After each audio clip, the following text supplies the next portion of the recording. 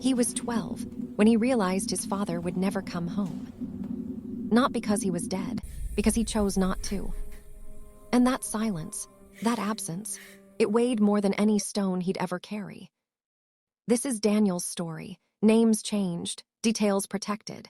But the pain, the stones, the building, that's real for thousands of children right now. You wouldn't have noticed him. Brown shoes with holes. Shirt 2 sizes too big. The kind of kid who sat at the back of the class not because he wanted to, but because no one saved him a seat. His mother worked 2 jobs, morning shift at the factory, night shift at the diner. He saw her maybe an hour a day, and in that hour she was too tired to ask how school was, too exhausted to notice he'd stopped doing homework, too broken to see that her son was disappearing. So Daniel learned something early. No one was coming to save him. There was a lot behind their apartment.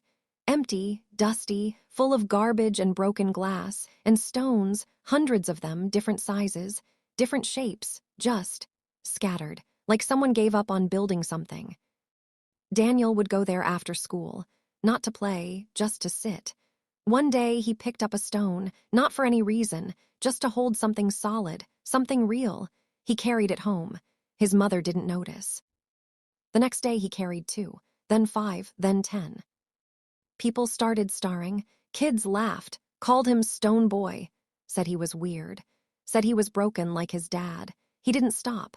Because here's the thing nobody tells you about pain. Sometimes you don't need to understand it. You just need to carry it.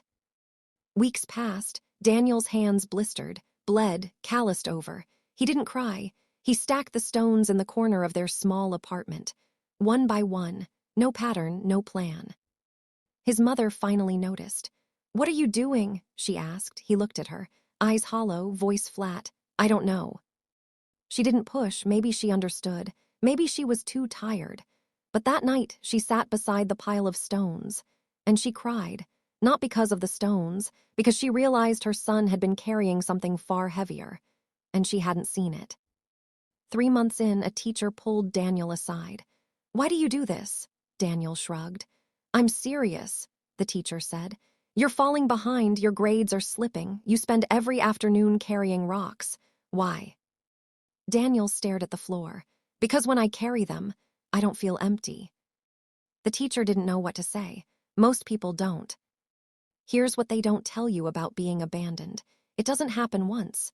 It happens every morning you wake up and remember, every birthday without a card, every father-son event at school where you pretend you're sick, every time someone asks, "Where's your dad?" and you have to decide whether to lie or let them see the wound.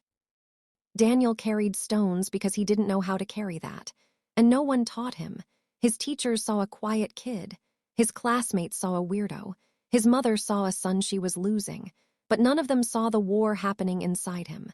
The voice that whispered every night, "You weren't enough, that's why he left." According to the National Center for Missing and Exploited Children, over 19 million children in America live without a biological father in the home. Daniel was just one of them, but his story, his way of surviving, that's what makes this different. One evening, something changed. Daniel stood in front of his pile of stones, hundreds now, maybe 1,000. And for the first time, he saw them differently, not as weight, as pieces. He knelt down and he started building. No blueprint, no instruction, just instinct. He stacked them carefully, balanced them, adjusted, rearranged. Hours passed. His mother came home, stopped in the doorway. "Daniel," he didn't turn around, "I'm building something." "What?" Silence, then, "I don't know yet." Days turned into weeks. The pile became a structure, a foundation, 4 walls, rough, uneven, but standing. Kids from school started coming by, not to mock, to watch. "What is it?" one of them asked. Daniel wiped sweat from his forehead. "It's mine." That's all he said, because that's all it needed to be. For the first time in his life, Daniel was creating something that couldn't leave him, something that couldn't choose someone else, something that existed because he decided it would. Psychologists call this creative trauma processing. When words fail, the hands remember how to heal. 6 months after he carried the first stone, Daniel finished. It wasn't a house. It wasn't art. It was a small structure, 4 feet tall, circular, open at the top, a memorial, a sanctuary.